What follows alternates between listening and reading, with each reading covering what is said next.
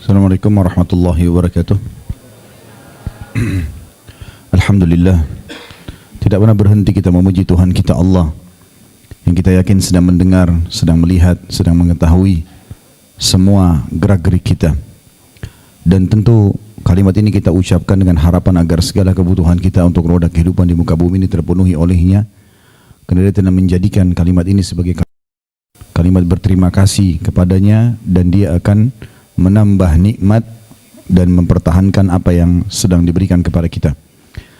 Juga kita panjatkan salam hormat kita, salawat dan taslim kepada manusia terbaik yang telah Allah perintahkan untuk mengucapkan kepadanya salam hormat, dan dengan harapan tentunya kita akan mendapatkan janji Allah diberikan 10 kali tambahan rahmat dengan mengucapkan sekali saja salam hormat. Maka sangat wajar kalau kita selalu membacakan salawat dan taslim kepada Nabi besar Muhammad sallallahu alaihi wasallam. Lanjutkan bahasan kita kitab Tauhid, dan kita masuk siang ini semoga Allah berkahi bab 14 termasuk syirik, istighatha atau doa kepada selain Allah. Dan ini tentu sebelumnya ada beberapa pasal semuanya disebutkan oleh penulis dengan istilah termasuk syirik ya. Artinya memang ini perbuatan-perbuatan yang masuk dalam kategori dosa besar, bahkan ini termasuk syirik akbar ya. Istighatha adalah meminta doa, menyampaikan hajat kepada selain Allah subhanahu wa ta'ala, seperti orang berbicara dengan patung, pohon, api, atau mungkin dia meramal nasibnya dengan ramalan bintang. Semua itu masuk dalam masalah istighatha. Dan sayangnya banyak sekali konsumsian anak-anak kita sekarang mengajarkan untuk itu. Nah, pernah saya mengajak jemaah sekalian untuk menjauhi boneka-boneka dari rumah semaksimal mungkin. Apalagi kalau dasarnya memang dikartunkan boneka itu dengan cerita-cerita yang bisa merusak ya, istighatha ini.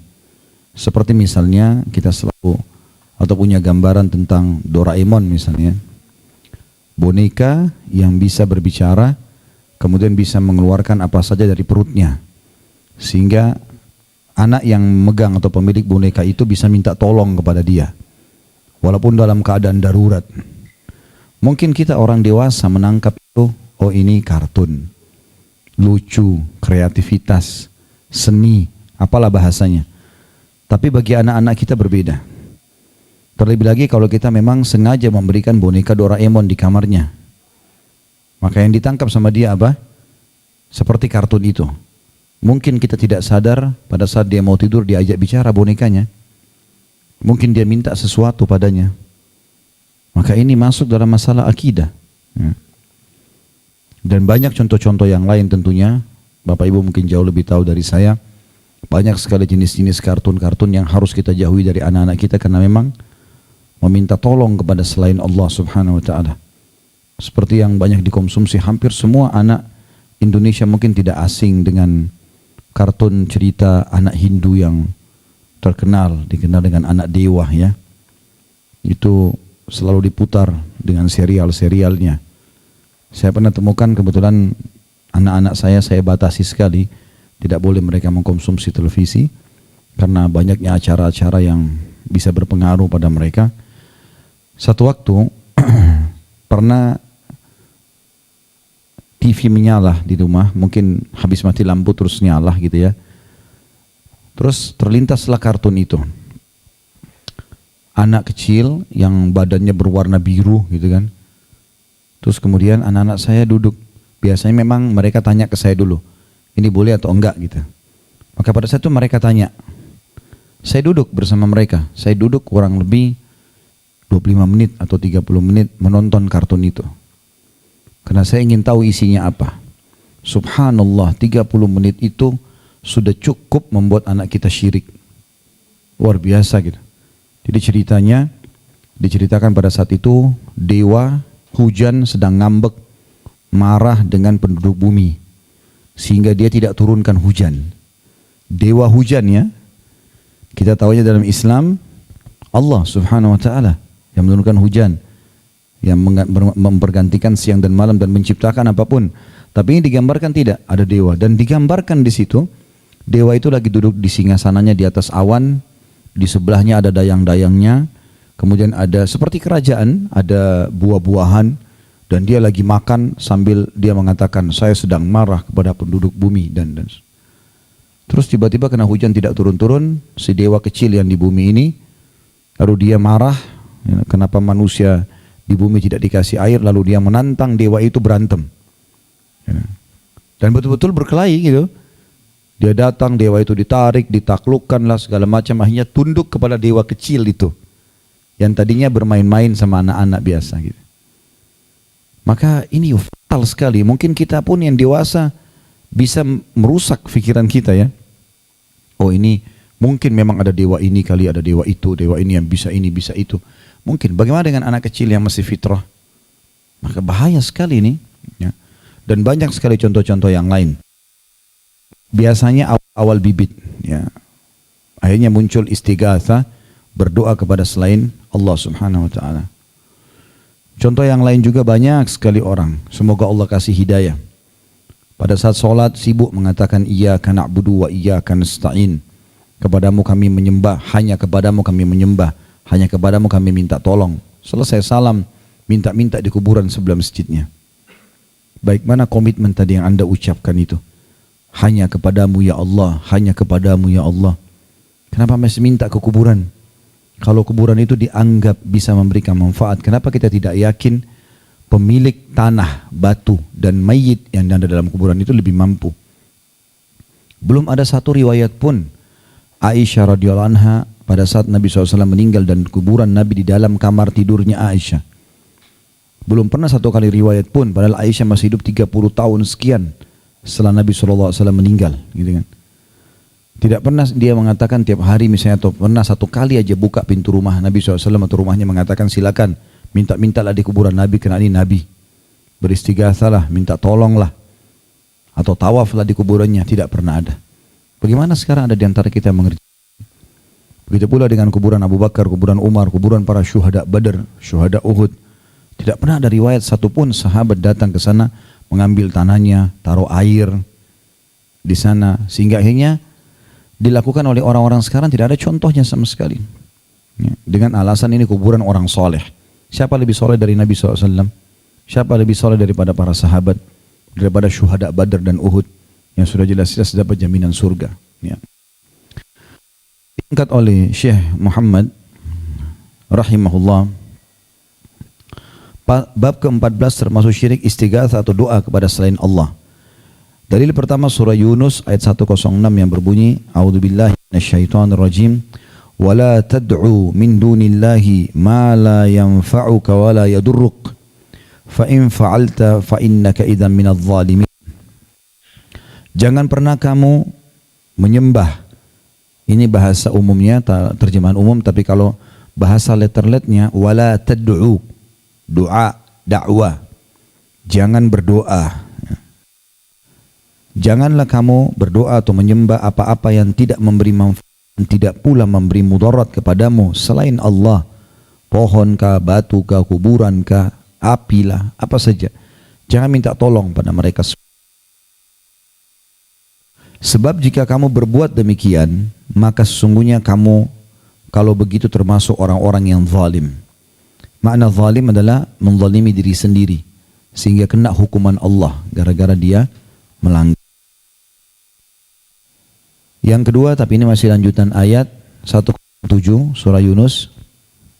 Wa in yamsaska Allahu bidurrin fala kashifa lahu illa hu wa in yuridka bi khairin fala radda li fadli yusibu bihi man yasha'u min ibadihi wa huwal ghafurur rahim. Jika Allah menimpahkan satu kemudaratan kepadamu, Allah mau kamu kena penyakit, atau kita kena penyakit, kena cobaan, apa sajalah, maka tidak ada yang dapat menghilangkannya kecuali Dia. Tidak bakal sembuh, tidak bakal beranjak atau berubah dari sedih ke senang, ya, dari musibah kepada solusi, kecuali dengan izin Allah. Maka itu kita harus minta hanya kepada. jika Allah menghendaki kebaikan bagi kamu, maka tidak ada yang dapat menolak karunia itu. Allah Subhanahu wa taala ingin menyampaikan kepada kita kesehatan, rezeki, keturunan, pasangan yang baik, apalah, tidak bakal pernah ada yang bisa menahannya. Dan tidak ada dalam Islam namanya rezeki kita diambil orang lain, nggak ada itu. Sama sekali. Dan sudah pernah saya sampaikan, Hasan Basri rahimahullah berkata, aku selalu senang dan tenang hidup di muka bumi ini karena dua hal. Yang pertama karena ajalku sudah ditentukan oleh Allah, sehingga aku tidak perlu pikirkan lagi. Toh pasti mati, sekarang atau nanti.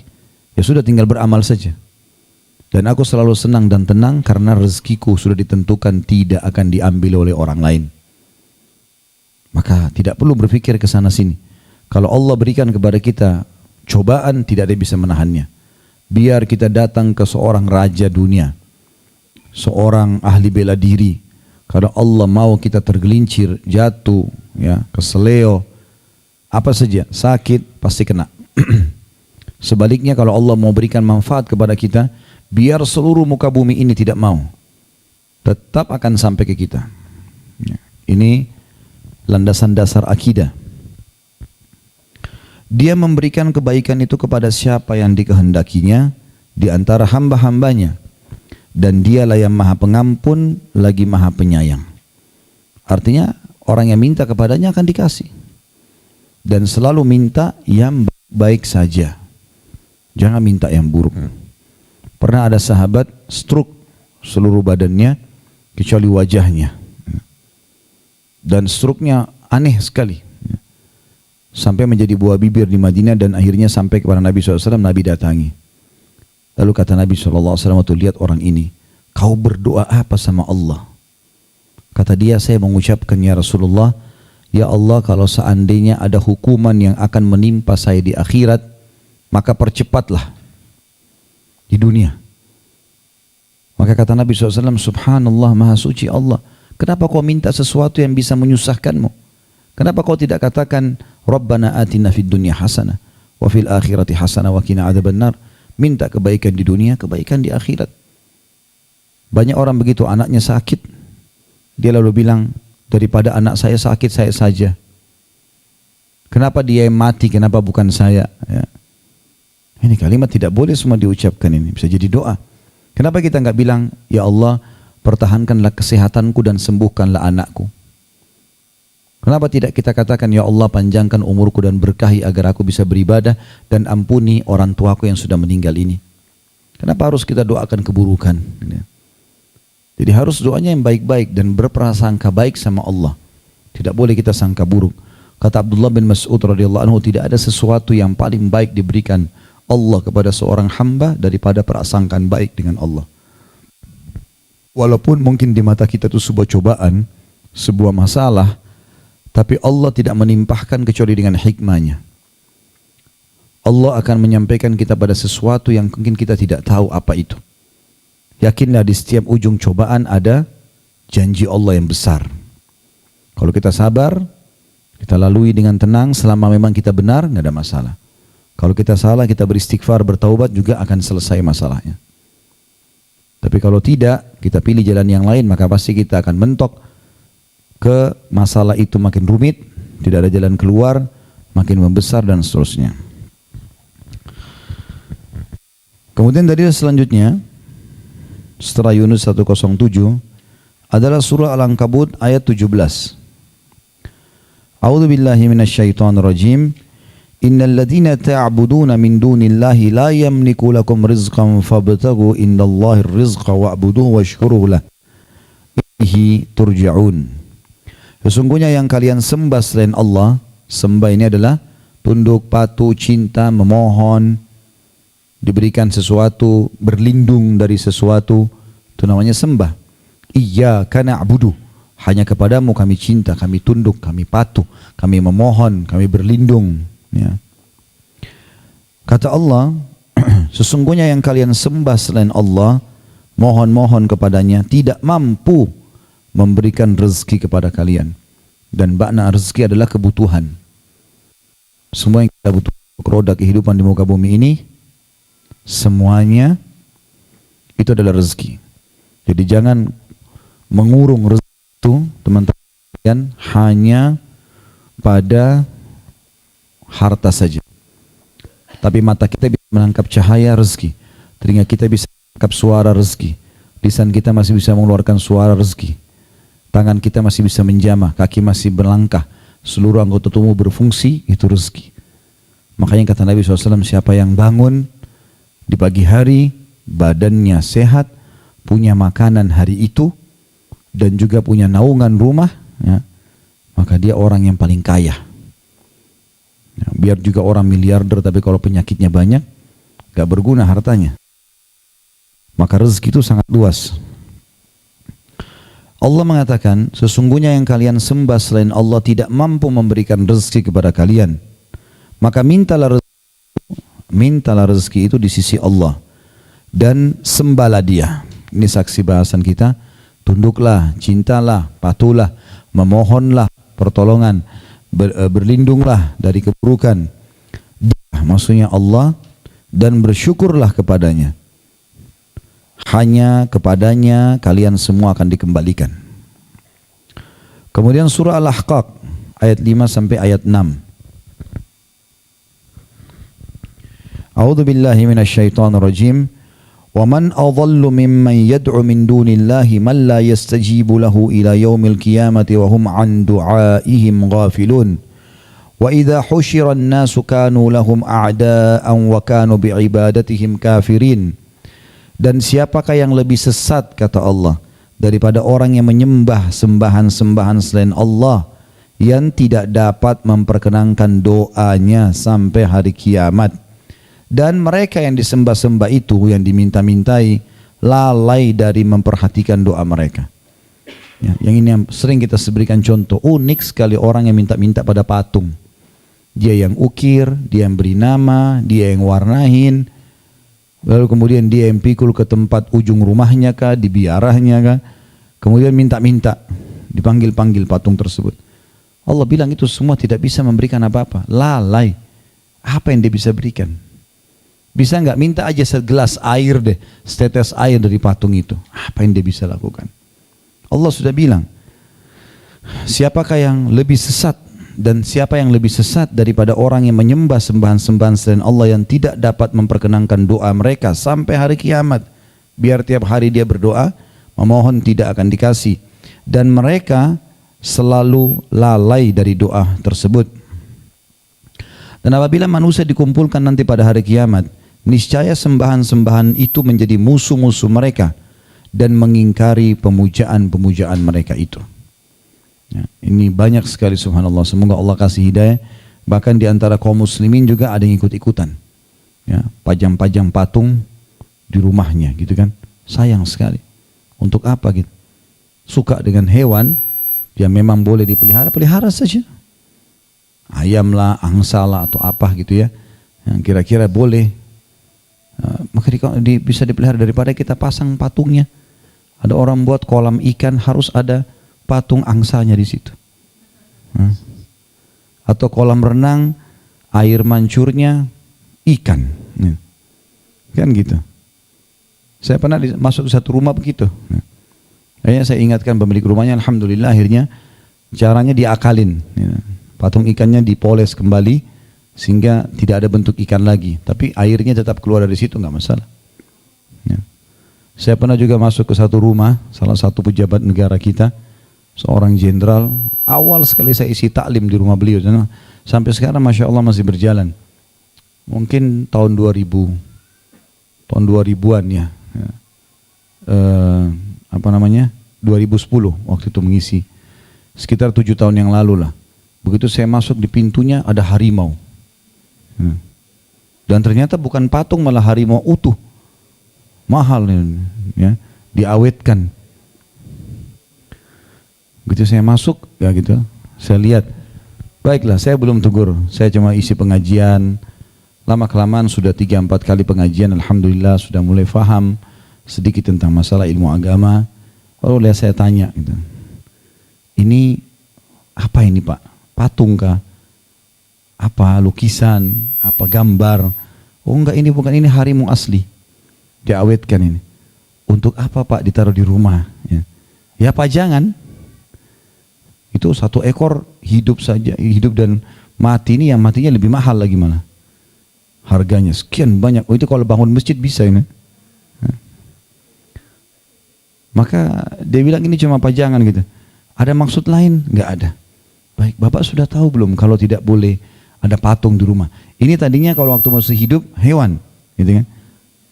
Tapi hewan-hewan yang dilarang dimakan dagingnya pun itu nggak boleh dipelihara, kan gitu. Satu-satunya hewan yang bertaring yang boleh dipelihara cuma kucing saja. Ya, itu yang ada riwayat tentang sahabat Abu Hurairah.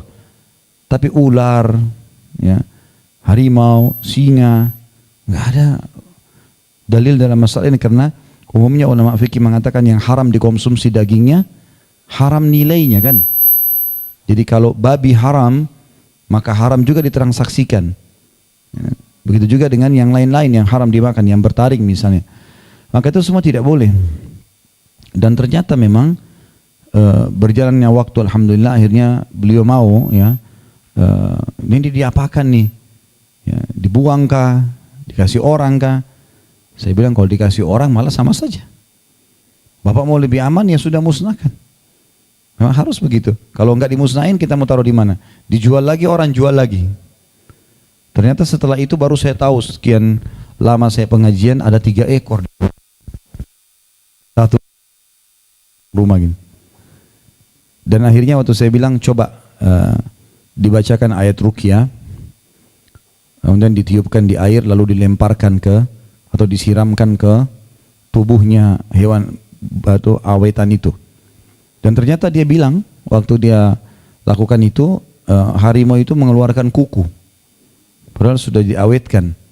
Itu pengakuan yang punya rumah itu. Akhirnya diberikan bensin, dimusnahkan, dibakar. Jadi itu ada syaitan di situ. Dan sudah sering kita ucapkan.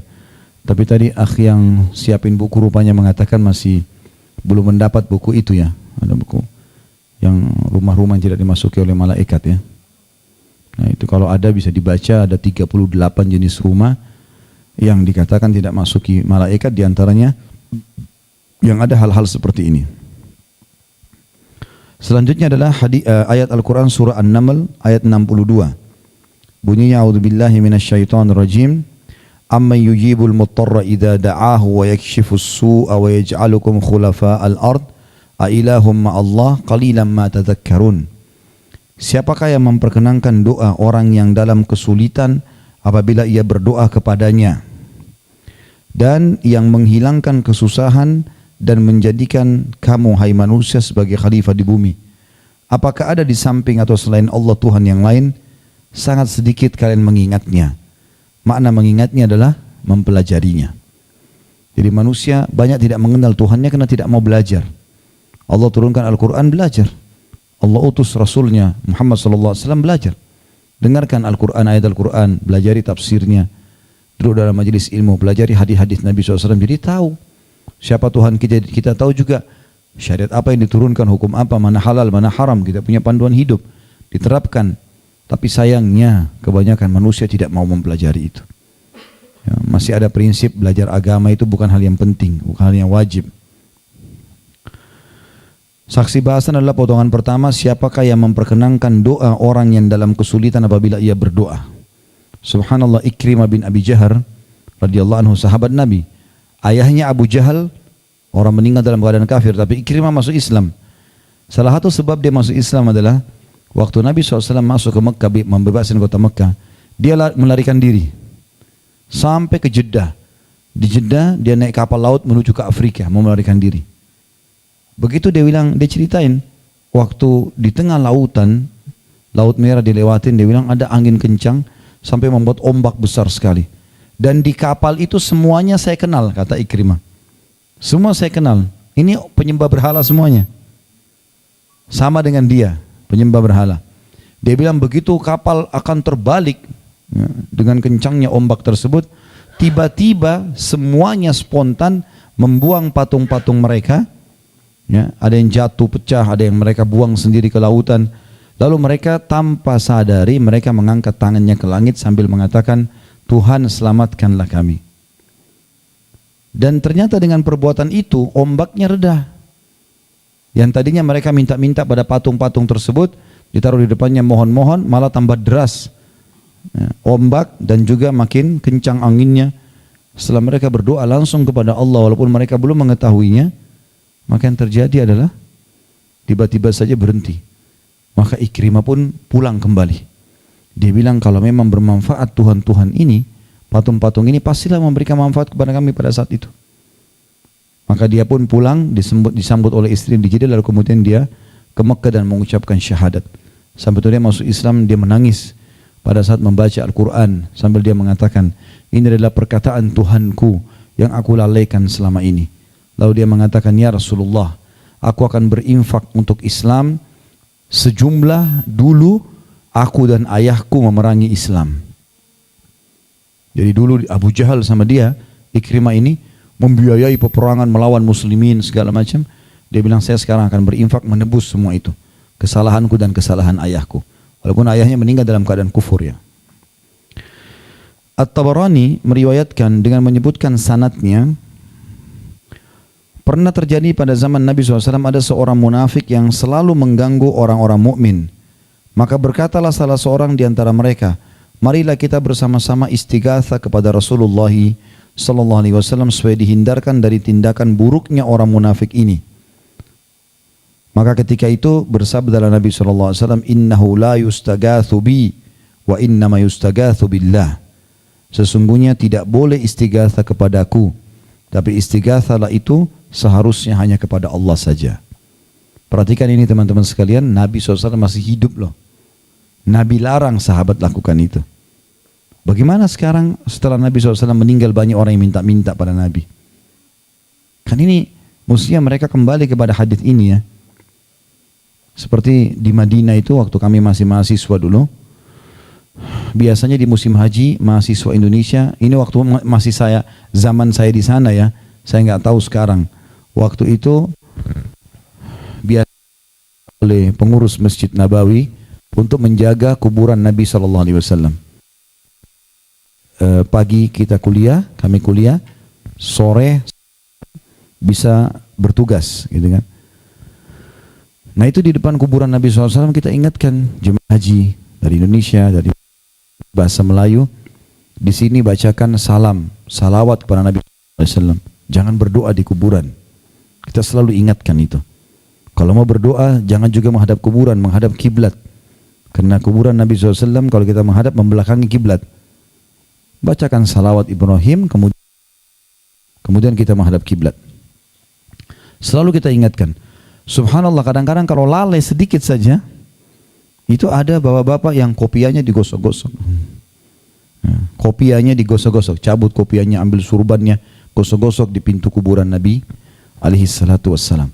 Ini besi ini dibuat oleh kerajaan Saudi. Bukan dari zaman Nabi Muhammad SAW itu. Tapi alasannya ini berkah gitu. Kemudian juga ada yang lebih unik lagi. Kalau kita lagi lalai, rupanya sudah dipersiapkan dari kamar hotel surat untuk Nabi SAW. Jadi di kuburan Nabi itu ada lubang untuk lihat ke dalam, itu dilempar masuk. Tentu kita tidak bisa ambil ya. Nanti biasanya malam atau berapa hari sekali kuburan Nabi SAW dibuka, dibersihin. Nah dibersihinlah kuburan tersebut. Banyak kertas, bahasa Indonesia juga banyak. Isinya itu, ya Rasulullah mudahkan jodoh saya, ya Rasulullah sembuhin penyakit saya. Begitu permintaannya. Ini kan istighatsah kepada selain Allah ya. Jadi nggak boleh semestinya. Yang bisa memberikan mudahkan jodoh, yang bisa menyembuhkan penyakit, Allah Subhanahu Wa Taala. Itu ajaran Nabi kita Muhammad SAW. Kalau mau cari berkah teman-teman, berkah dengan mengamalkan sunnah beliau. Ambil ajarannya, syariatnya, terapkan dalam kehidupan kita. Makanya kan beliau mengatakan, al-ulama'u warathatul anbiya. Ulama itu pewarisnya para nabi. Jadi kalau mau belajar seperti belajar dari nabi, belajar dari para ulama. Ulama yang benar ya, yang kembali kepada Al-Quran dan Sunnah, memang punya rujukan wahyu, punya ilmu. Kemudian kata Nabi SAW, wa innal anbiya'a la yuwarrithu dinaran wala dirhama. Dan nabi-nabi tidak pernah mewariskan dinar dan dirham. Bukan duit, kan? Bukan baju perangnya beliau, bukan materi, gitu kan? Bukan rumahnya disuruh ambil sesuatu misalnya, enggak. Atau tanah kuburannya atau apalah. Tapi mereka mewariskan ilmu. Wa innama warrathul ilm faman akhadahu akhadha bihadzin wafir. Siapa yang mengambil ilmu itu maka dia telah mendapatkan bagian terbesar dalam kehidupannya. Tentang halal haramnya. Keberkahan yang Allah berikan kepada kita pada saat kita mengamalkan ajaran Nabi sallallahu alaihi wasallam. Cinta yang sebenarnya adalah mengerjakan apa yang orang dicintai suka dan menjauhi apa yang orang dicintai larang. Kan gitu. Kita kalau suka dengan seseorang, maka kita selalu menjaga apa yang dia suka dan kita hindari apa yang dia tidak suka. Itu bentuk cinta. Berkorban, mengabdi, itu yang kita lakukan. Bukan mengambil sesuatu dari rumah, dari tanah. Di Indonesia banyak begitu, subhanallah. Dari kuburan diambil tanah-tanahnya, dianggap berkah, batunya lah, sampai ada kuburan terus diisi dengan tanah-tanah baru. Tentu ini kita ingatkan ya, karena tugas kami adalah mengingatkan. Maka ini teman-teman sekalian, harusnya seseorang muslim berhati-hati darinya dan kandungan bab ini, kata Syekh Muhammad rahimahullah, ada beberapa poin di sini, ada belasan poin. Yang pertama, istighatsah. Pengertiannya lebih khusus daripada doa. Di situ dia ada footnote nomor 42. Istighatsah meminta pertolongan ketika dalam keadaan sulit supaya dibebaskan dari kesulitan itu. Jadi kalau doa kan mungkin lebih umum ya, kita dalam keadaan sehat atau sakit biasa saja kita berdoa. Tapi kalau istighatsah itu biasanya digunakan lebih kepada memang masalah sedang dihadapi, minta jalan keluar dari permasalahan tersebut. Ya kayak tadi misalnya orang lama tidak menikah, minta supaya dimudahkan pernikahannya, lama bekerja tapi tidak pernah kaya-kaya gitu kan. Apalah tidak laris usahanya dan seterusnya. Semua ini hanya minta kepada Sang Pencipta Allah. Tentu ini juga masuk di dalamnya banyaknya orang yang minta-minta tolong kepada para dukun untuk berikan pelaris-pelaris dagangannya ya. Ini kita sayangkan banyak sekali di antara kaum muslimin. Semoga Allah memberikan mereka hidayah. Yang kedua, tafsir ayat pertama. Ayat pertama tentu tadi surah Yunus ayat 106 ya. Ada footnote nomor 43. Ayat pertama menunjukkan bahwa dilarang memohon kepada selain Allah karena selainnya tidak dapat memberikan manfaat dan tidak pula dapat mendatangkan bahaya kepada seseorang. Bedain istighatsah ini dengan meminta tolong biasa ya, manusiawi. Misalnya saya minta tolong kepada anak diambilin air, seorang atasan minta tolong pada bawahnya dibeliin sesuatu, itu lain, itu kebutuhan sehari-hari di dunia. Tapi kalau minta diberikan keturunan, dimudahin rezekinya gitu kan. Banyak orang datang ke dukun-dukun kemudian minta tolong kepada syaitan, maka terjadilah kemusyrikan. Yang ketiga, kandungan bab adalah memohon kepada selain Allah adalah syirik. Memohon kepada selain Allah adalah syirik akbar. Dan sudah kita jelaskan syirik ada dua macam. Ada syirik besar, ada syirik kecil.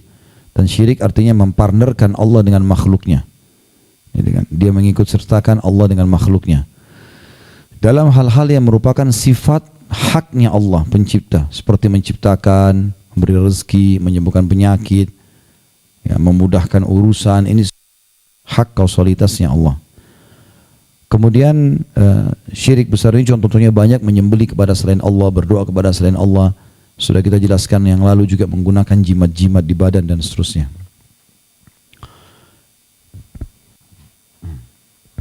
Syirik yang kedua, asgar. Syirik asgar adalah riya atau pamer ibadah.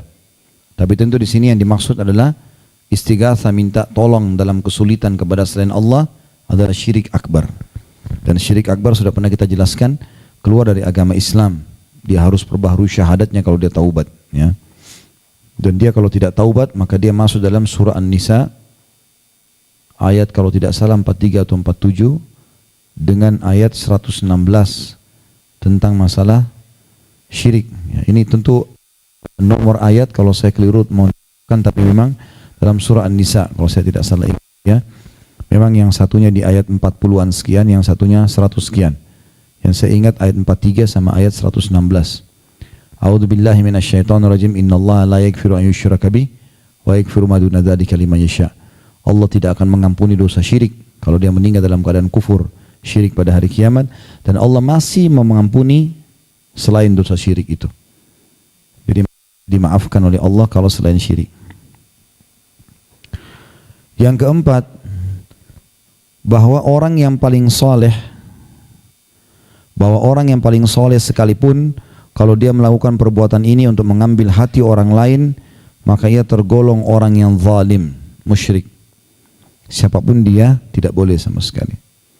Kalau nggak salah sudah pernah kita jelaskan pada pertemuan yang lalu, saya ingatkan lagi riwayat tentang orang yang mati dalam keadaan kufur gara-gara seekor lalat. Dalam sebuah riwayat sahih disebutkan Nabi SAW bersabda, dulu orang sebelum kalian ada dua orang yang sedang jalan perjalanan, lalu mereka melewati sebuah negeri, sebuah perkampungan. Di situ orang-orang menyembah berhala, dan semua pendatang yang lewat diwajibkan oleh penduduk setempat untuk menyerahkan sesuatu pada berhala, sesuatu kepada berhala itu, apa saja, sesembahan. Maka kalau tidak dibunuh, si A sama si B ini, si A memberikan sesuatu. Maaf, si A ini dia bilang, saya tidak punya apa-apa. Maka kata penduduk di situ, coba sembahkan atau berikan walaupun hanya seekor lalat. Kalau nggak punya duit, nggak punya hewan yang besar, lalat saja tangkap, niatkan untuk berhala ini. Maka dia pun menangkap seekor lalat lalu dia bawa kepada patung tersebut. Dia pun selamat dari manusia, tapi dia masuk neraka. Sementara yang kedua tidak mau sama sekali. Dia tidak mau bersyirik, ya, tidak mau mempartnerkan Allah sama patung itu, sembelihan hanya untuk Allah saja. Maka dia pun menolak, lalu dia dibunuh, kata Nabi SAW, lalu dia masuk ke dalam surga. Ya. Kemudian yang keempat, yang kelima adalah tafsir ayat kedua, ayat 107 tadi. Jadi ini sudah kita jelaskan tadinya, tapi di sini ditambahkan lagi footnote nomor 44. Ayat kedua menunjukkan bahwa Allah lah yang berhak dengan segala ibadah yang dilakukan manusia, seperti doa, istighatsah dan sebagainya. Karena hanya Allah yang maha kuasa. Jika dia menimpakan sesuatu bahaya kepada seseorang, maka tidak ada yang dapat menghilangkannya selain dia sendiri, dan dia menghendaki. Dan jika dia menghendaki untuk seseorang suatu kebaikan, maka tidak ada yang dapat menolak karunia-Nya. Tidak seorang pun yang mampu menghalangi Allah. Ini statement yang luar biasa ya. Ayat Al-Quran tadi surah Yunus 107, ibu dan bapak sekalian harus jadikan pegangan hidup. Kalau Allah memberikan cobaan kepada kita, tidak ada yang bisa menolaknya. Tidak ada yang bisa menolong kita. Dan kalau Allah memberikan karunia-Nya, tidak ada yang bisa menghalangnya. Semua darinya. Kemudian yang keenam, memohon kepada selain Allah tidak mendatangkan manfaat duniawi. Di samping perbuatan itu sendiri adalah perbuatan kafir. Minta-minta tolong pada benda-benda, ya, patung, api, air dan seterusnya, ini semua tidak memberikan manfaat duniawi. Dan di samping itu juga dia perbuatan kekufuran. Yang kedua, tafsir ayat ketiga yang tadi disebutkan dalam surah Ankabut ayat 17. Dikatakan situ footnote 45, ayat ketiga menunjukkan bahwa hanya Allah yang berhak dengan ibadah dan rasa syukur kita, dan hanya padanya seharusnya kita meminta rezeki, karena selain Allah tidak mampu memberikan rezeki. Apa saja minta kepada Allah Subhanahu wa taala. Kalau Allah mau, teman-teman sekalian, semuanya terpenuhi. Dan Allah punya cara. Ada seorang hakim dari negeri Syam, dia bercerita di zaman dulu, tentunya ini di beberapa waktu yang lalu lah ya. Dia bilang, satu waktu saya pernah kumpul sama teman-teman saya, orang-orang soleh semuanya, duduk di padang pasir, niat berkemah. ngobrol-ngobrol, tapi ngobrolnya baik-baik, masalah agama segala macam, sambil bakar-bakar daging segala macam. Dia bilang, waktu itu saya merasa diri saya nggak enak badan, kayaknya mau istirahat. Saya bilang sama teman-temannya, sudahlah, saya nggak usah ikut menginap sama kalian di sini, saya akan pulang, keluarga saya. Lalu teman-temannya bilang, sudahlah, 1 malam saja nggak apa-apa gini. Dia bilang, waktu saya niat mau tinggal, dada saya rasanya sesak. Saya pun berdiri, sebenarnya majelis ini majelis baik ya. Dia bilang, saya berdiri, kemudian saya bilang sama teman-teman saya, baiklah, saya menjauh sedikit dari kemah ini, coba saya hirup udara segar, mungkin dada saya sesak karena saya butuh udara segar. Teman-temannya bilang, silahkan. Dia pun berdiri, dia bilang. Dia tidak tahu kenapa dia jalan menuju ke padang pasir yang gelap sendirian. Sampai kemah itu sudah tidak terlalu kelihatan, tinggal api unggunnya saja. Maka dia pun bilang, saya dengar ada suara tangisan perempuan. Saya cari suara itu, dan saya datang ke sana, ternyata ada seorang perempuan lagi nangis. Lalu saya tanya, kenapa kamu ibu? Dia bilang, terjadi pertengkaran antara saya sama suami saya. Maka suami saya pun marah, saya diusir dari rumah, saya juga tidak boleh ketemu sama anak-anak. Saya tidak punya harta, saya mau nginep di mana? Saya mau dengan siapa? Maka saya minta kepada Allah agar saya ditolong. Lalu kata hakim ini, kenapa kau tidak angkat masalahmu kepada hakim? Lalu kata ibu tersebut, hakim siapa yang mau dengar saya? Saya orang miskin, nama saya tidak dikenal. Lalu orang itu pun menangis, si hakimnya. Dia mengatakan, subhanallah, ibu ini tidak sadar pada saat dia minta tolong sama Allah, Allah datangkan hakim disesakkan nafasnya untuk datang ke tempatnya menjawab permasalahannya. Banyak orang tidak sadar masalah itu, teman-teman. Allah kalau sudah kita minta kepadanya, pasti datang, tidak ada keraguan. Wa idza sa'alaka ibadi anni fa inni qarib ujibu da'watad da'i idza da'an. Hai Muhammad, kalau ditanyakan tentang aku oleh hamba-hambaku, katakan aku sangat dekat, aku akan jawab permintaan-permintaan mereka. Falyastajibu li wal yu'minu bi, maka mereka mestinya bergantung. Ya. Mereka harusnya menyembah kepadaku, beriman kepadaku. La'allahum yarsyudun, semoga mereka dapat petunjuk. Dalam kisah yang lain, ada seorang miskin tinggal di Irak di zaman dulu. Kebetulan dia hidup makan keseharian, apa yang dia bisa makan dia makan. Kebetulan hari itu dia tidak mendapatkan hasil kerja apapun. Dia pun pulang ke rumahnya, tanya istri anaknya, ada makanan enggak? Enggak ada. Istrinya bilang enggak ada makanan. Terus suami bilang, saya juga tidak punya hasil hari ini. Anak-anak menangis, gimana caranya nih? Maka kata suaminya, baiklah. Di awal malam, kalau kita sekarang sudah jam 10, jam 11 malam, kata suaminya, saya coba keluar. Siapa tahu Allah berikan kita rezeki malam ini. Orang ini pun keluar menuju ke masjid, dekat rumahnya. Waktu itu tidak ada lampu, tidak ada penerangan, masih gelap. Lalu dia pun berdoa sama Allah, sujud, nangis-nangis minta sama Allah. Pada malam itu dengan hikmah Allah, ini kisah nyata, raja yang berkuasa di wilayah itu merasa malam itu dia gelisah, nggak bisa tidur. Dan seperti ada ketakutan tentang kematian, maka dia pun terdorong untuk bersedekah. Si raja ini. Maka raja ini cerita, saya mengambil beberapa kantong dinar emas. Lalu saya keluar, dan malam itu saya tidak pernah berpikir untuk ditemani oleh seorang pengawal pun. Saya keluar, lalu saya pun berkata pada diri saya, ya Allah, aku akan membiarkan tali kuda ini, terserah engkau bawa kemana. Subhanallah, kuda itu jalan masuk ke pagar masjid, ke halaman masjid yang ada orang tadi itu. Begitu dengan hikmah Allah. Maka dia juga bingung, kok kuda ini berhenti depan masjid. Dia turun, dia masuk masjid, dia dapat orang itu lagi nangis. Ya Allah, jangan biarkan aku kelaparan dengan istri anakku, ya Allah, tidak ada makanan. Maka raja ini bilang, hai fulan, siapa kau, disebut namanya. Saya raja wilayah ini dan saya sudah niat sedekah. Saya dengar tadi doamu, kau punya hajat, makanan, ini saya kasih. Dan kalau ada kebutuhanmu lagi, sampaikan kepada saya. Apa kata orang tersebut? Saya demi Allah tidak akan minta kepada anda, tapi saya akan minta kepada zat yang telah menggerakkan anda datang kepadaku.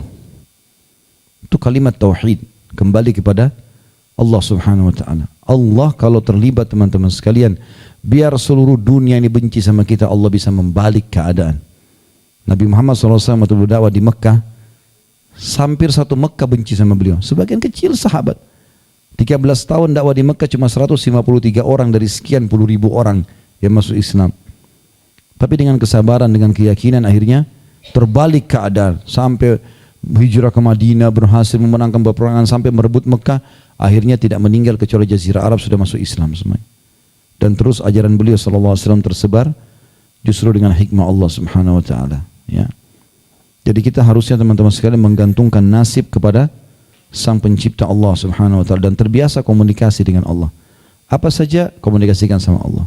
Seperti kita lagi ngobrol, mulai dengan Alhamdulillah wassalatu wassalamu ala Rasulillah, segala puji bagi Allah dan salawat dan taslim kepada Nabi SAW. Kita selalu mulai dengan tahmid nama Allah, memuji Allah dan juga salawat kepada Nabi SAW, baru masuk. Ya Allah sembuhin, Ya Allah mudahkan, Ya Allah berkahi, Ya Allah ini, Ya Allah itu. Selalu komunikasi. Kalau kita tahu ada seseorang teman kita, teman-teman sekalian, tidak usah dia bantu kita secara materi, dia siap duduk mendengar semua keluh kesah kita. Dikasih nomor handphonenya, kapan saja kita butuh curhat kita tinggal telepon. Mau tengah malam pun diangkat sama dia. Dan dia sering memberikan ide-ide yang bagus sehingga kita merasa ada solusi dalam hidup kita. Bagaimana kita menjaga hubungan sama orang tersebut? Padahal dia cuma manusia, cuma bisa kasih ide. Kalau dia bantu materi terbatas, belum tentu dia bisa lunasi semua utang kita. Tapi kalau orang minta kepada Allah Subhanahu Wa Taala, Sang Pencipta, pencipta juga manusia itu semuanya, pencipta juga permasalahan itu dan nikmat itu, maka pasti akan lebih jauh bisa. Selanjutnya adalah poin nomor 8, sebagaimana surga tidak dapat diminta kecuali dari Allah, demikian halnya dengan rezeki tidak patut diminta kecuali darinya. Ini sudah kita paparkan juga tadi sebenarnya. Yang ke-9 tafsir ayat ke-4, footnote nomor 46. Ayat ke-4 maksudnya adalah ayat Al-Ahqaq, ayat 5 sampai ayat 6 tadi. Ayat ke-4 menunjukkan bahwa doa atau permohonan adalah ibadah. Karena itu, barang siapa yang menyelewengkannya kepada selain Allah, maka dia adalah musyrik. Jadi tidak boleh minta-minta kepada selain Allah. Penjaga gua lah, dewa lah, apa kuntilanak, segala macam apalah istilahnya gitu ya. Semua itu tidak boleh. Yang ke-10, tidak ada yang lebih sesat daripada orang yang memohon kepada sesembahan selain Allah. Karena sebagaimana disebutkan dalam ayat tadi. Ya, siapa orang, tidaklah orang yang lebih sesat dibandingkan orang yang menyembah sesembahan-sembahan selain Allah. Bahkan sebagian ulama mengatakan perbuatan syirik lebih dicintai oleh syaitan daripada zina, daripada riba, daripada membunuh. Karena syirik ini bahaya, dosa yang tidak akan dimaafkan oleh Allah Subhanahu Wa Taala. Kalau dia tidak sempat tobat sebelum meninggal ya, kalau tobat alhamdulillah, selama dia belum meninggal dimaafkan. Yang ke-11, sesembahan selain Allah itu tidak merasa dan tidak tahu bahwa ada orang yang memohon kepadanya. Jadi mengkhayal kalau kita anggap patung itu, boneka itu, atau apa sajalah, api itu, gua itu, syaitan itu terus kemudian bisa memberikan manfaat untuk mendengarkan kita. Gak ada semua. Allah SWT mengatakan masalah itu. Yang ke-12, permohonan itulah yang menyebabkan sesembahan selain Allah. Jadi apa yang kita ucapkan kepada pohon, kepada dewa, kepada apa saja ini, itu yang membuat ya mereka membenci dan memusuhi orang yang memohon kepadanya pada hari kiamat. Semua yang disembah selain Allah, jimat yang dipakai, patung yang disembah, apa saja, itu akan didatangkan hari kiamat, lalu Allah pertemukan dengan penyembah-penyembahnya. Lalu mereka pun memungkiri itu. Mereka mengatakan kami tidak pernah minta ya Allah disembah. Mereka-mereka ini yang melakukannya. Yang ke-13, permohonan ini disebut sebagai ibadah kepada sesembahan selain Allah. Ya. Permohonan ini disebut sebagai ibadah karena sesembahan selain daripada Allah. Maksudnya permohonan ya, kepada selain Allah Subhanahu Wa Taala, permohonan kepada patung, api tadi, ya, disebut sebagai permohonan kepada Allah SWT, disebut ibadah karena sesembahan selain Allah. Ini kayaknya ada kalimat yang ganjil di sini ya. Permohonan ini disebut sebagai ibadah kepada sesembahan selain Allah Subhanahu Wa Taala. Mungkin maksudnya doa. Kalau doa dibaca untuk Allah dan tidak dialihkan kepada selain Allah, maka dia adalah ibadah. Yang ke-14, sesembahan selain Allah itu nanti pada hari kiamat akan mengingkari ibadah yang mereka lakukan. Ini juga sudah kita rincikan. Yang ke-15, permohonan inilah yang menyebabkan menjadi orang yang paling sesat. Maksudnya meminta tolong kepada selain Allah SWT menyebabkan predikat orang yang paling sesat melekat padanya. Yang ke-16 tafsir ayat ke-5, dan itu adalah surah An-Naml ayat 62 tadi. Ada footnote nomor 47 ayat ke-5 menunjukkan bahwa istighatsah kepada selain Allah karena tidak ada yang kuasa kecuali Dia adalah batil dan termasuk syirik. Ya. Sudah kita kasih contoh tadi masalah itu ya. Masalah kisah Ikrimah bin Abi Jahal dan yang lainnya. Yang ke-17, hal yang mengherankan bahwa para pemuja berhala itu mengakui bahwa tidak ada yang dapat memperkenankan permohonan orang yang berdoa dalam kesulitan selain Allah. Untuk itu ketika mereka berada dalam kesulitan, keadaan sulit dan terjepit, mereka memohon kepadanya dengan ikhlas dan memurnikan ketaatan kepadanya. Jadi penyembah berhala pun sama. Semua kalau sudah terjadi badai besar, gempa, ya, terjadi longsor, nggak ada ceritanya. Nggak mungkin mereka kembali lagi ke patung mereka itu pada saat itu. Mereka pasti akan kembali kepada Allah, tapi mereka tidak tahu namanya. Mereka mengatakan Tuhan tolonglah. Gitu. Dan yang terakhir adalah poin ke-18, hadis di atas, hadis yang kata Nabi SAW tidak boleh istighatsahnya untuk Allah, tidak boleh beristighatsah kepadaku. Hadis di atas menunjukkan tindakan preventif yang dilakukan Rasulullah SAW Al-Mustafa. Ya, maksudnya ini sifat Nabi SAW untuk melindungi benteng tauhid dan sikap ta'addud ya, atau sopan santun, ta'addud ya, adab ya, kepada beliau kepada Allah Subhanahu wa taala. Ini bahasan bab ke-14, lanjutkan dengan bab ke-15 ya. Bab ke-15, tidak ada seorang pun yang berhak disembah selain Allah. Tentu saya sudah sebutkan tadi makna sembah, tidak boleh tunduk, patuh, cinta, memohon, meminta perlindungan, memohon agar diberikan tambahan atau berkah, apa saja rezeki selain Allah SWT tidak boleh. Diangkat oleh beliau di sini dalil yang pertama adalah Araf 191 sampai 192. Ini melengkapkan bahasan bab 14 sebenarnya. A'udzu billahi minasyaitonir rajim, ayusyrikuna ma la yakhluqu syai'an wa hum yukhlaqun. Wala yastati'una lahum nasran wala anfusahum yansurun. Apakah mereka mempersekutukan Allah dengan berhala-berhala yang tidak dapat menciptakan sesuatu pun? Sedangkan berhala-berhala itu sendiri buatan manusia.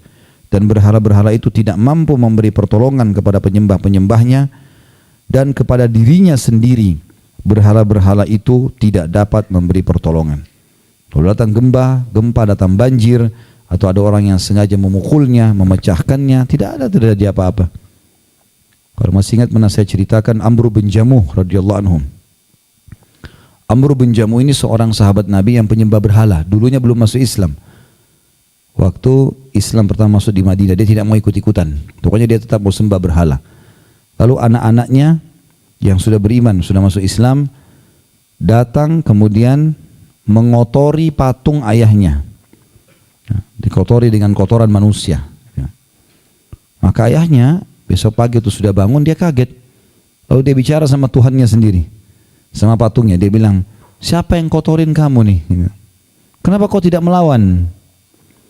Lalu kemudian dibersihkan sama dia patungnya. Lalu kemudian dikasih wangi-wangian dan ditaruh pedang di lehernya patungnya. Sambil dia bilang, kalau ada yang ganggu kamu lagi, bunuh saja. Ya. Subhanallah, malam hari itu dia tidur, anaknya datang lagi yang sudah masuk Islam ini. Ada 3 orang anaknya kebetulan. Lalu mereka mengganti pedang yang di leher patung itu dengan bangkai anjing. Dan dilumuri lagi sama kotoran. Besok pagi bangun ayahnya kaget lihat pedangnya tidak ada, yang ada bangkai kambing. Lalu dia lihat ke patung tersebut, mulai dia berpikir, dia mengatakan, kalau kau Tuhan pasti kau bisa membela diri. Kenapa kau tidak bela dirimu sendiri? Gitu kan?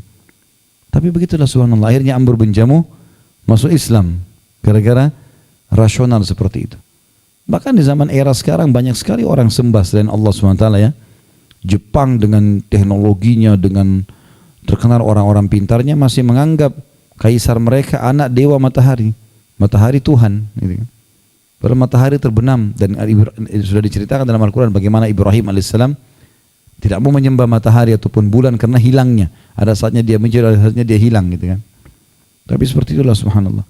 Kalau matahari Tuhan, lalu bagaimana dengan planet-planet yang lebih besar daripada matahari?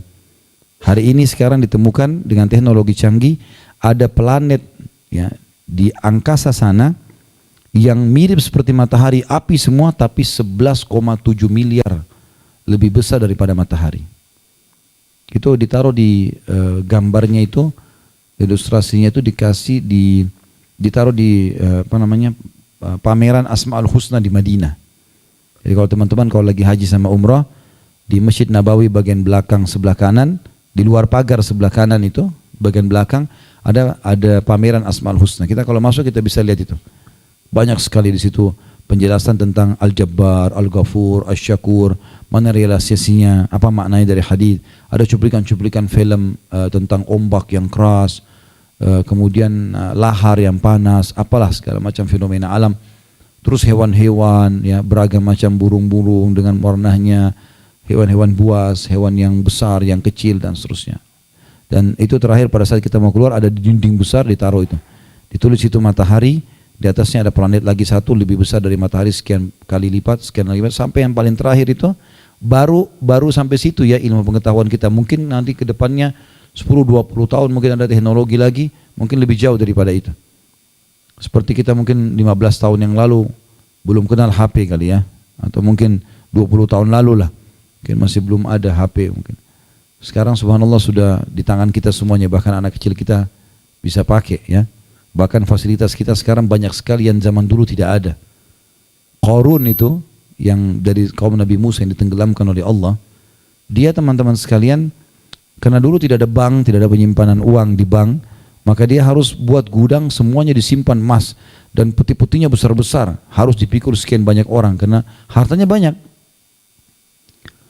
Maka Qarun tidak pernah berpikir teman-teman, kalau di zaman kita sekarang kita sudah punya ATM. Taruh uang miliaran di rekening, kita tinggal tarik kapan kita mau, transfer kapan kita mau. Berarti kita lebih hebat dari Qarun. Dulu Qarun uangnya susah untuk disimpan sama dia. Kaisar Romawi dulu teman-teman sekalian dicemburui oleh banyak raja-raja lain. Kenapa? Karena dia punya orang-orang yang mahir menyatukan bulu-bulu hewan, bulu-bulu burung, dibuat bagus sekali sampai menjadi kipas besar untuk mengipas dia kalau lagi duduk. Kaisar Romawi tidak tahu kalau sekarang kita sudah punya remote AC di setiap kamar kita. Setiap saat kita bisa pencet dingin semua. Kisra dulu, rajanya Persia, itu terkenal dia punya kendi air dibuat dari tanah liat yang bagus. Itu saking bagusnya kualitasnya sampai bisa cepat mendinginkan air. Dan dia kalau dituangkan air dingin di ruangannya itu semua dayang-dayangnya cemburu dengan dia. Tapi dia tidak pernah tahu kalau zaman sekarang kita sudah punya dispenser, tinggal pencet. Jadi sebenarnya kehidupan kita sekarang ini sudah mengalahkan raja-raja dulu ini. Lebih mudah kalau kita mau beribadah gitu. Dan kalau sudah zaman teknologi seperti sekarang kita tidak bisa dapat hidayah nih, aneh sekali. Jangankan itu, orang ibadah di zaman berapa tahun lalu saja teman-teman sekalian. Waktu masih belum ada pesawat, itu bagaimana orang ibadah? Pergi haji misalnya. Begitu susahnya mereka naik kapal laut 2 bulan. Sampai saya dengar dari orang-orang tua kita dulu, kalau mereka pergi haji mereka sudah salaman anggap tidak kembali lagi. Karena bisa tenggelam kapalnya. Orang naik unta berbulan-bulan. Sekarang kita di pesawat tinggal duduk manis pakai AC. Itu pun tidak mau umrah, tidak mau haji. Sudah dimudahkan oleh Allah SWT. Aneh sekali. Baik, kita kembali ke bahasan kita teman-teman sekalian. Dikatakan di sini, dalil pertama adalah surah Al-A'raf 191-192. Apakah mereka mempersekutukan Allah dengan berhala-berhala yang tidak dapat menciptakan sesuatu pun, sedangkan berhala-berhala itu sendiri buatan orang. Dan berhala-berhala itu tidak mampu memberikan pertolongan kepada penyembah-penyembahnya atau kepada dirinya sendiri. Dan berhala-berhala itu juga tidak dapat memberi pertolongan buat dirinya. Yang kedua surah Fatir ayat 13-14. A'udzubillahi minasyaitonirrajim.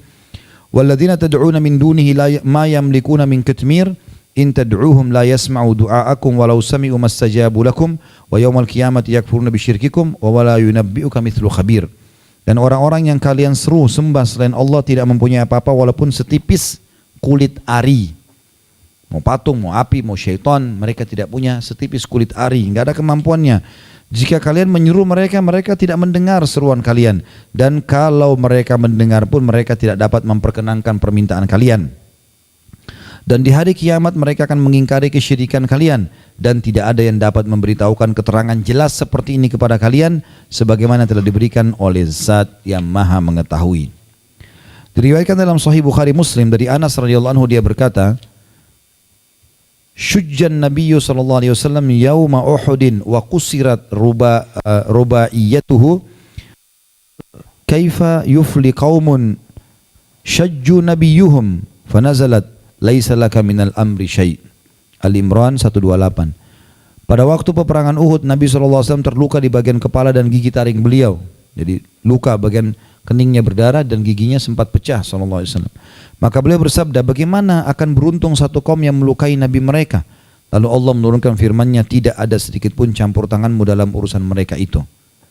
Jadi artinya di sini Allah Subhanahu wa taala melakukan apa yang dia inginkan, walaupun nabinya Nabi Muhammad SAW seakan-akan heran, kenapa Nabi ya? Maka Allah mengatakan itu bukan urusanmu hai Muhammad. Kalau sesuatu yang terjadi, aku putuskan maka akan terjadi. Karena Allah ingin menunjukkan kepada kita kalau Nabi Muhammad SAW juga manusia biasa. Nabi Muhammad SAW tidak kebal. Kenapa sekarang banyak orang belajar ilmu kebal? Untuk apa? Kita tidak usah minta tolong sama syaitan dan jin. Nabi SAW tidak pernah minta tolong sama jin. Kan jin tidak kelihatan sama manusia.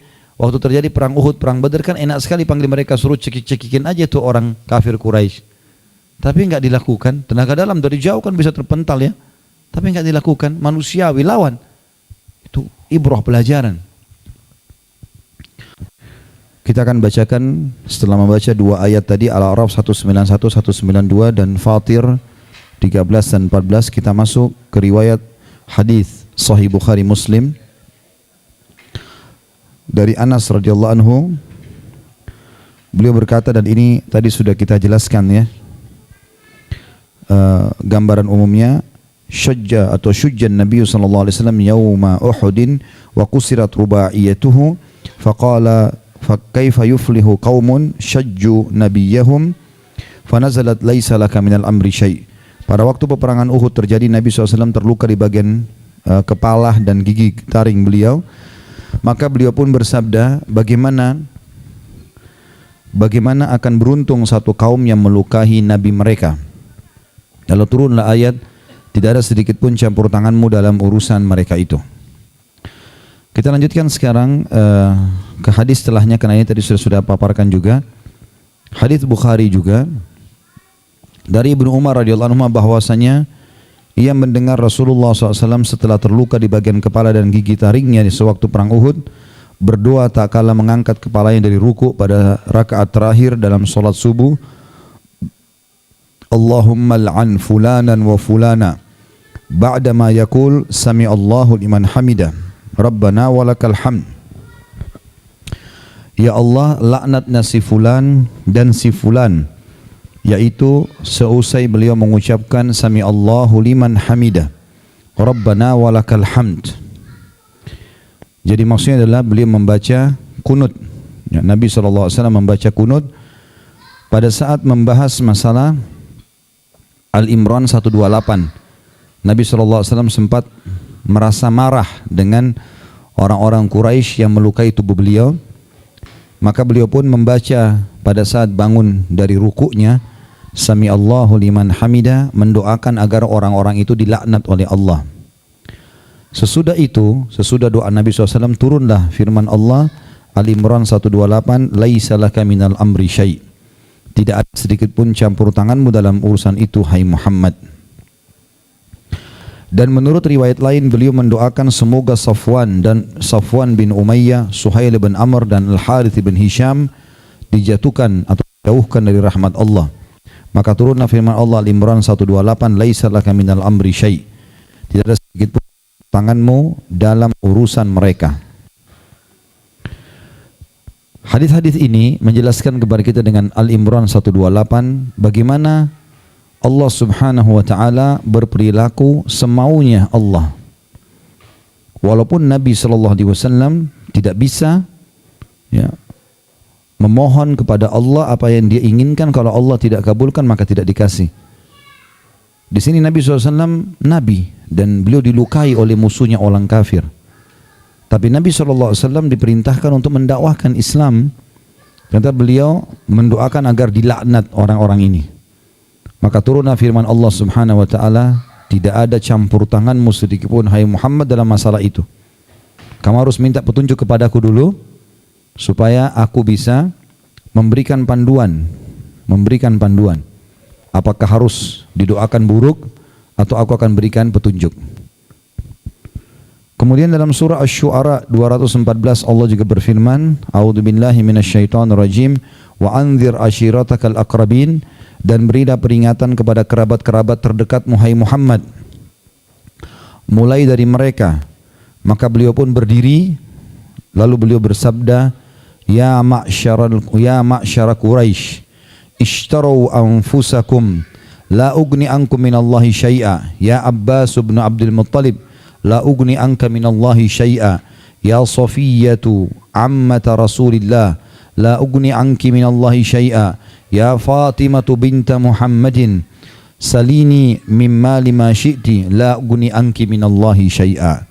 Wahai sekedap kaum Quraisy, tebuslah diri kalian dari siksa Allah dengan memurnikan ibadah kepadanya. Sedikit pun, kata Nabi SAW, aku tidak berguna bagi kalian di hadapan Allah. Kalau Allah memang kalian melanggar dan Allah hukum, aku tidak bisa bantu. Nah, aku cuma utusan Allah. Di sini Nabi SAW menjelaskan tentang posisi beliau sebagai manusia biasa, walaupun beliau Nabi. Karena sebagian orang menganggap bahwasanya Nabi SAW karena ada hubungan kerabat dengannya, maka atau dia punya hubungan kerabat dengan Nabi SAW, dianggap pasti akan dapat pertolongan walaupun dia ahli maksiat. Nah, keliru. Di sini Nabi SAW sebutkan kerabat-kerabat terdekatnya. Dimulai dari Quraisy lalu mengerucut ke orang-orang terdekat beliau. Wahai segenap Quraisy, tebuslah diri kalian dari siksa Allah dengan memurnikan ibadah kepadanya. Kalau buat syirik, walaupun keluargaku dihukum. Gitu. Sedikit pun aku tidak berguna bagi kalian di hadapan Allah. Wahai Abbas bin Abdul Muttalib, paman beliau yang tercinta, radhiyallahu anhu, sedikit pun aku tidak berguna bagi dirimu di hadapan Allah. Wahai Sofia binti bibi Rasulullah, Sofia binti Abdul Muttalib, tante Nabi SAW, sedikit pun aku tidak berguna bagi dirimu di hadapan Allah. Dan wahai Fatimah radhiyallahu anha, anak Nabi SAW, wanita termulia di surga setelah Khadijah. Wahai Fatimah putri Muhammad, mintalah kepadaku apa yang kamu inginkan dari hartaku. Sedikit pun aku tidak bisa berguna bagi dirimu di hadapan Allah Subhanahu wa ta'ala. Artinya, kalau kau meninggal dalam keadaan syirik, kau berbuat dosa, kau akan tanggung loh itu. Aku adalah utusan Allah, aku coba mengingatkan, meluruskan. Maka terapkan syariat itu supaya kamu tidak kena hukuman Allah. Karena aku tidak bisa tolong kalau kamu melanggar. Dan ini teman-teman sekalian, kalau Rasulullah SAW saja begini dengan kerabatnya, bagaimana dengan kita?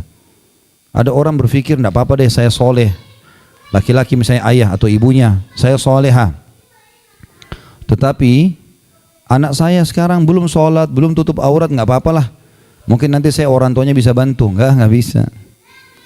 Dia akan datang dengan amalnya sendiri. Ya. Kita akan datang dengan amal kita sendiri. Sebagaimana banyak orang bangga dengan amal orang tuanya, amal anaknya.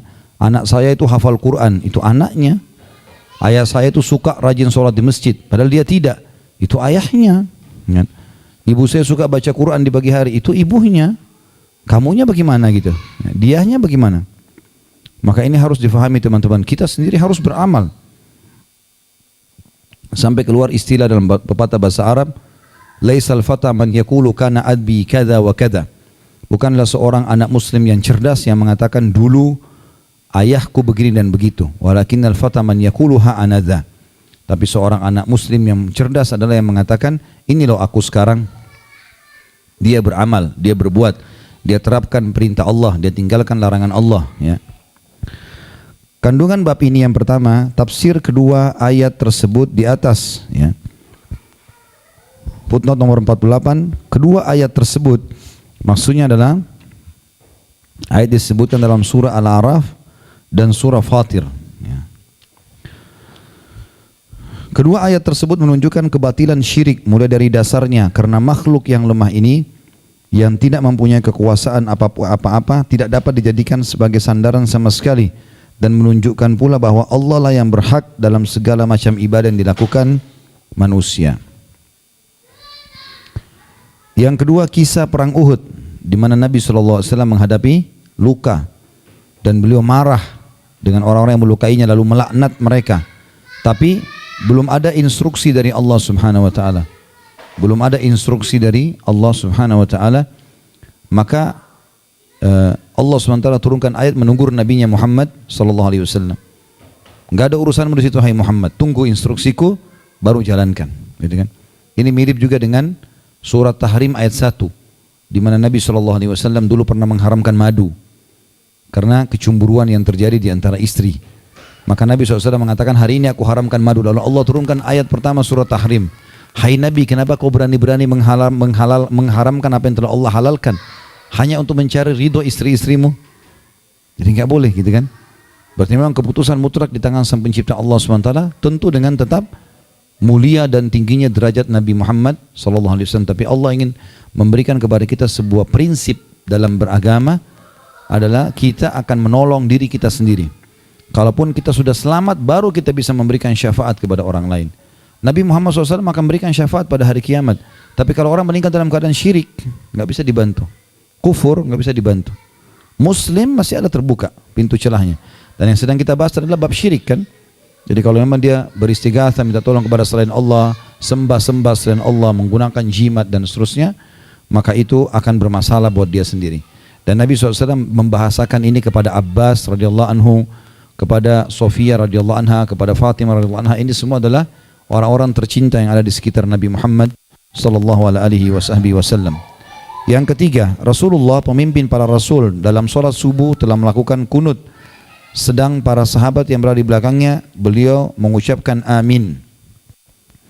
Dan ini kunut dikerjakan Nabi SAW adalah kunut nazilah, di mana Nabi SAW mendoakan berhari-hari, baik itu subuh, duhur, asar, maghrib, isya, semuanya didoakan oleh Nabi SAW untuk kehancuran mereka, untuk kehancuran mereka. Ya. Dan ini dibolehkan kalau kaum muslimin dalam keadaan terdesak. Ya, seperti kasus Myanmar sekarang ini, memang setiap masjid muslim harus kunut nazilah, mendoakan mereka agar diselamatkan. Mereka tidak ada ketenangan. Setiap saat bisa datang tentara Myanmar membantai mereka dengan bengisnya, gitu kan. Masjid dibakar, orang dicincang, perempuan diperkosa, anak kecil dibunuh, dibakar. Ini semua hal yang sudah semestinya kita minimal melakukan kunut nazilah dengan bantuan-bantuan materi, ya. Dan kita berharap nanti ada di antara pemimpin muslim yang bisa menyelamatkan mereka, mengajak kaum muslimin untuk bisa berjihad, ya. Kemudian yang keempat, orang-orang yang beliau doakan semoga Allah menjauhkan mereka dari rahmatnya adalah orang-orang kafir. Artinya kalimat-kalimat yang kita doakan kehancuran tertuju kepada orang kafir, iya. Tapi kepada kaum muslimin dianjurkan untuk mendoakan hidayah, petunjuk, ya.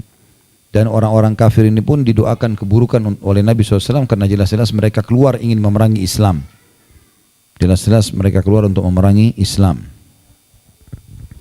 Yang kelima, orang-orang kafir itu telah berbuat hal-hal yang tidak dilakukan oleh kebanyakan orang kafir, antara lain melukai Nabi SAW dan berambisi sekali untuk membunuh beliau, serta mereka merusak atau memutilasi tubuh para korban yang terbunuh dari sahabat, padahal korban-korban tersebut adalah anak famili mereka sendiri.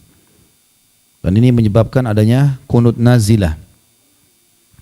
Walaupun Allah Subhanahu wa taala menegur Nabi SAW agar jangan melaknat mereka, ya, karena memang itu urusannya Allah Subhanahu wa taala, kecuali petunjuk dari Allah. Allah suruh itu, Allah suruh perangi, Allah suruh bunuh, maka lakukanlah karena Nabi SAW utusan, gitu kan. Tapi keluar sebuah hukum, ada kunut nazilah di sini. Ada kunut yang dibaca untuk meminta pertolongan bagi kaum muslimin. Yang keenam, tentang perbuatan mereka itu Allah telah menurunkan firman-Nya kepada beliau Nabi SAW, Ali Imran 128, A'udzubillahi minasyaitonirrajim, laisa laka minal amri syai'. Lanjutan ayatnya adalah di poin ke-7, au yatuba alaihim au yu'adzibahum. Tidak ada sedikit pun campur tanganmu hai Muhammad dalam urusan mereka sebelum turun wahyu, atau Allah, baik Allah menerima tobat mereka atau Allah mengadab mereka. Itu terserah Allah. Allah mau maafkan bisa saja, Allah mau hukum juga bisa saja. Kemudian Allah pun menerima taubat mereka dengan masuknya mereka ke dalam Islam dan menjadi orang-orang yang beriman. Jadi ternyata di antara orang yang didoakan Nabi SAW itu nanti dapat hidayah dan masuk Islam. Berarti Allah SWT ingin sesuatu yang lain, gitu kan? Tadi saya sudah sebutkan diantara hikmahnya adalah kita diberikan pelajaran kalau Nabi SAW manusia biasa dan beliau melalui juga masa-masa senang dan sedih, susah ya, sulit dan lapang. Maka ini semua harus kita sadari, kita pun akan melalui itu. Yang kedelapan, melakukan kunut nazilah, itu kunut dilakukan ketika berada dalam keadaan mara bahaya. Ini sudah kita jelaskan tadi. Yang kesembilan, menyebutkan nama-nama beserta nama-nama orang tua mereka yang didoakan terlaknat dalam solat, tidak membatalkan solat. Bisa kita sebutkan nama-nama orang ya.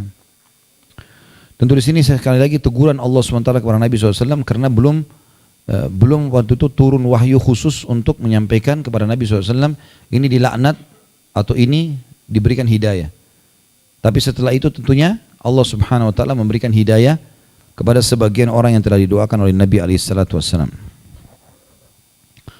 Yang ke-10, boleh melaknat orang kafir tertentu dalam kunut. Ini sudah kita tahu, kita doakan agar Allah menghukum mereka karena kejahatannya kepada kaum muslimin. Yang ke-11, kisah Rasulullah SAW tak kali diturunkan kepada beliau ayat, dan berilah peringatan kepada keluargamu yang terdekat. Tadi sudah kita jelaskan, lalu beliau berdiri lalu mengatakan, hai Quraisy, selamatkan diri kalian. Hai Abdul Abbas bin Abdul Muttalib, hai Sofia bibi Rasulullah SAW, wahai Fatimah binti Muhammad, selamatkan diri kalian. Aku tidak bisa menolong kalian kalau dalam keadaan kufur dan syirik. Kemudian yang ke-12, kesungguhan Rasulullah SAW dalam hal ini sehingga beliau melakukan sesuatu yang menyebabkan dirinya dituduh gila, maksudnya dalam dakwah. Demikian halnya apabila dilakukan oleh seorang muslim pada masa sekarang ini. Kalau dia mendakwakan sunnah-sunnah Nabi SAW lalu dianggap dia gila, dianggap aneh, dianggap apalah, mungkin sekarang ada istilah garis keras. Ya memang sudah begitu hukum Allah, gimana caranya mau dibantah gitu ya. Allah berfirman, Rasulullah bersabda, harus dimurnikan ajaran agama ini dan harus disampaikan, tidak mungkin disembunyikan ya. Masalah orang terima tidak terima itu hak masing-masing individual, atau dia merasa dia punya pendapat lain, itu haknya dia, silahkan saja, yang penting siap bertanggung jawab hari kiamat ya. Kemudian yang ke-13, Rasulullah SAW memperingatkan keluarga yang paling jauh, kemudian yang terdekat, dengan bersabda, sedikit pun aku tak bisa berguna bagi dirimu atau diri kalian di hadapan Allah. Sampai beliau bersabda kepada putrinya sendiri, wahai Fatimah putri Muhammad, sedikit pun aku tidak berguna bagi dirimu di hadapan Allah. Kalau kau berbuat syirik, berbuat yang batalkan keislamanmu, aku tidak bisa bantu. Gak ada lagi orang kafir bisa diberikan syafaat Nabi SAW hanya untuk muslim. Kalau dia keluarga Nabi SAW, kemudian dia ahli ibadah, atau mungkin ada kesalahan yang dia lakukan tidak sampai pada syirik, bukan mustahil Nabi SAW memberikan syafaatnya. Tapi kalau orang muslim tapi dia rusak Islamnya dengan kesyirikan, kekufuran, ini jelas-jelas tidak bisa dibantu. Apabila beliau telah memaklumkan secara terang-terangan padahal beliau adalah pemimpin para rasul bahwa beliau sedikit pun tidak berguna bagi diri putrinya sendiri, wanita termulia sealam ini, dan orang pun mengimani bahwa beliau tidak mengatakan kecuali yang hak, kemudian dia memperhatikan apa yang terjadi pada diri kaum Khawash ya, atau Khawas. Kaum Khawas ialah dikatakan nomor 49 orang-orang tertentu yang ditokohkan dalam masalah agama dan merasa bahwasanya dirinya patut diikuti, disegani dan diminta berkah doanya. Dia mengatakan kemudian dia memperhatikan yang terjadi pada diri kaum Khawas atau orang-orang yang mengkhususkan dirinya. Dianggap dirinya adalah orang yang termuliakan di antara kaum muslimin, harus dihormati ekstra. Akan tampak baginya bahwa tauhid sudah ditinggalkan dan tuntunan agama menjadi asing. Kalau Nabi SAW sendiri tidak pernah melakukan hal-hal seperti ini, kenapa kita lakukan? Kenapa kesannya kita memvonis diri kita seakan-akan paling benar dan kita akan masuk ke dalam surga, gitu kan? Maka itu tidak mungkin. Tentu saja beda hal ini kalau ada orang buat salah kita ingatkan, itu berbeda ya. Yang dimaksud sini ada orang subhanallah, begitu dia sudah menggunakan pakaian-pakaian simbol-simbol Islami, simbol pemimpin umat, lalu kemudian merasa dirinya tidak mungkin salah. Enggak ada aibnya itu. Seorang dai, seorang ulama pun kalau tidak tahu, dia tidak tahu, harus bilang tidak tahu. Tanggung jawabnya berat di hadapan Allah SWT, tidak boleh. Lalu dia belajar lagi, tidak ada yang mustahil. Imam Syafi'i, Imam Ahmad, Abu Hanifah, berapa kali kita temukan dalam buku-buku mereka, selalu dikatakan dalam buku-buku fikih yang disebarkan oleh pengikutnya setelahnya, mereka mengatakan ini pendapat lama Syafi'i, ini pendapat baru Syafi'i, ini pendapat lama Ahmad, ini pendapat baru Ahmad, ini pendapat lama Abu Hanifah, ini pendapat barunya, ini pendapat Malik yang lama, ini pendapat barunya. Mereka punya pendapat-pendapat dalam masalah itu. Mungkin awalnya dia lihat itu begini, lalu kemudian diubah jadi begitu. Kan? Karena mereka tahu bahwasanya tidak mungkin mereka salah, tidak mungkin sembarangan dalam menyampaikan. Ada pertanggungjawaban di hadapan Allah Subhanahu Wa Taala pada hari kiamat. Ya. Allahu a'lam. Baik, mohon maaf karena saya ada taklim lagi maghrib, saya harus siap-siap. Mungkin sampai sini saja bahasan kita insya Allah. Semoga apa yang kita bahas hari ini bermanfaat buat kita dan juga menjadi tambahan kita sebagai tambahan amal pada hari kiamat. Semoga saja seluruh dosa yang pernah kita kerjakan tidak terkecuali diganti oleh Allah dengan kemahamurahannya menjadi pahala. Selalu kita doakan Indonesia menjadi negara yang aman, tentram, damai. Seluruh umat Islam di bawah naungan ukhuwah Islamiyah, diangkat perselisihan di antara mereka dan dalam ibadah mereka kembali kepada Al-Quran dan Sunnah. Serta juga seluruh pemimpin negara ini diberikan hidayah oleh Allah agar menjalankan tugas mereka sehingga mereka lepas dari tanggung jawab pada hari kiamat dan seluruh masyarakat Indonesia mendapatkan haknya. Dan siapapun yang menginginkan keburukan bagi Islam, bagi muslimin, bagi negara tercinta ini, semuanya dikembalikan tipu daya mereka kepada diri mereka sendiri. Dan semoga Indonesia menjadi contoh tentu bagi negara-negara yang lain. Selalu kita doakan saudara kita di Palestina, di Syria, di Yaman, di Irak, di Myanmar, di Ahsa, dimanapun mereka berada sedang tertindas. Semoga Allah ikhlaskan niat mereka, terima para syuhada mereka, muliakan Islam di tangan mereka dan tangan kita semua, dan semoga Allah partisipasikan kita bersama mereka di pahala, baik dengan doa, dengan harta, juga dengan jiwa kita. Dan semoga Allah dengan kemahamurahannya menyatukan kita semua di surga firdausnya tanpa hisab, mana disatukan di majlis ilmu yang mulia ini. Wa sallallahu nabiyana Muhammadin walhamdulillahi rabbil alamin. Subhanakallahumma bihamdika asyhadu an la ilaha illa anta astaghfiruka wa atubu ilaik. Wassalamualaikum warahmatullahi wabarakatuh.